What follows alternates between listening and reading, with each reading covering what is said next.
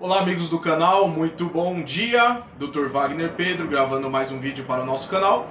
Como de costume, se não é inscrito, se inscreva, acione o sino para receber notificações de novos vídeos, já deixa o seu like e no final deixa seus comentários, sugestões, críticas, elogios, etc. Beleza? No vídeo de hoje, há uma pergunta que me fizeram aí recentemente. A Bíblia faz referência ao livro de Enoque? Vou repetir. A Bíblia, os 66 livros da Bíblia protestante, faz referência ao livro de Enoque? Bom, eu já vou responder essa pergunta aí, mas antes eu queria esclarecer uma outra dúvida muito frequente. O que é livro apócrifo e o que é livro pseudepígrafo? Vou passar para você de uma forma você não esquecer nunca mais. A palavra apócrifo do grego é oculto. Então, o que é considerado um livro apócrifo? É um livro que não foi revelado, ou seja, ao contrário do revelado, é o oculto. E o que é considerado revelado? É o livro que faz parte do cânon. Pensa no cânon como um processo de canonização, um processo pela qual a igreja disse: esse livro é canonizado, ou seja, esse livro é sagrado, é inspirado. O ao contrário disso, que a igreja disse que não é canonizado, que não é sagrado, que não é revelado por Deus, é um livro que é oculto, obscuro, é o apócrifo, é o que ficou de fora, certo? Agora, o que é um pseudepígrafo? Essa é mais fácil ainda. Pseudo vem de falso e epígrafo de escrito ou escritor. Então, é um livro que tem um falso escritor ou um falso autor, certo? Então, o livro ele leva o nome que foi escrito por fulano de tal, só que a base de pesquisa vai dizer que não foi fulano de tal que escreveu. Por isso ele é um pseudepígrafo. Bom, superados esses esclarecimentos, vamos falar então do livro de Enoque. Vamos entender também uma outra coisa sobre apócrifos, pseudepígrafos, etc. Até o quarto século depois da morte de Cristo, estava tudo num pacotão, tudo junto esses livros aí. Né? Tirando a Bíblia hebraica que corre por fora, né? Que teve o processo de canonização da Bíblia hebraica. Mas tirando isso, a igreja tinha o costume, o hábito de utilizar diversos livros que hoje não se usa mais. Eu estou aqui, coloquei aqui para citar para você a Bíblia Latina, por exemplo, conhecido como a Vulgata, ou a Bíblia grega, conhecido como a Septuaginta, certo? Tinha outros livros que não tem mais. Hoje a Bíblia Católica tem 72 livros, certo? Mas a Bíblia Protestante, aí o século XIV, né?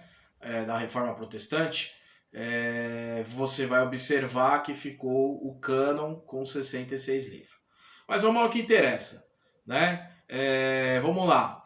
A Bíblia cita o livro de Enoque de forma indireta, sim.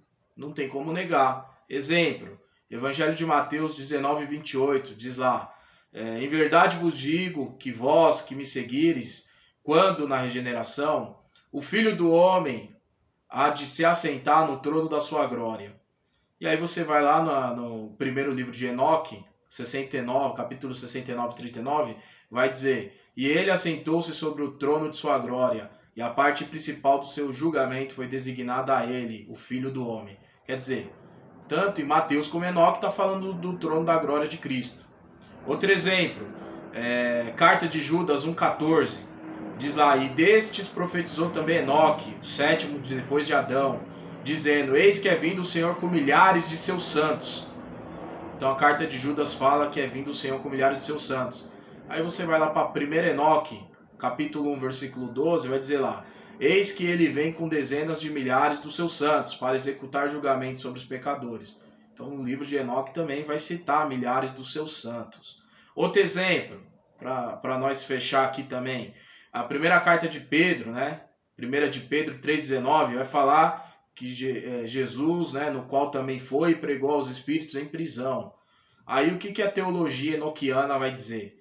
Que esses espíritos em prisão aqui não é almas condenadas do dilúvio, mas são os anjos, né, os sentinelas. E aí eles fundamentam em Enoque 21, 13 13 e 14, que diz: Enoque, porque está alarmado e maravilhado com esse terrível lugar, à vista deste lugar de sofrimento? Isto, disse ele, é a prisão dos anjos, e aqui eles serão mantidos para sempre. Enfim, citação por inferência, não é isso? Mas a conclusão, então, por que o livro de Enoque ficou de fora? Bom, segundo aí os especialistas, é porque o livro de Enoque é exatamente o que eu disse no início do vídeo, um pseudepígrafo, ou seja, um falso autor. Ou seja, não foi o Enoque que escreveu esse livro. Esse é o argumento pela qual o livro ficou de fora. Mas, se você for querer ser criterioso, você vai ver a carta aos Hebreus que está na Bíblia e ninguém sabe a autoria do livro. Especula-se desde Paulo, algum discípulo de Paulo, como até mesmo Apolo e entre outros. E mesmo não sabendo quem foi o autor do livro, da carta aos Hebreus, ela está canonizada, certo? Então esse argumento por si só não é o argumento sólido.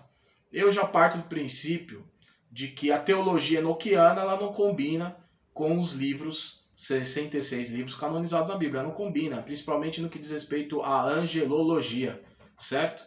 Então, a razão pela qual eu entendo acertado o livro de Enoque está fora do cânon, né? Embora que parte da população dos teólogos aí, 10% dos teólogos, entende que o livro deveria sim constar na Bíblia Sagrada. Espero que você tenha gostado desse vídeo aí. A gente vai ficando por aí. Deixa seu like aí, ok? Tamo junto. Forte abraço. Tchau, tchau.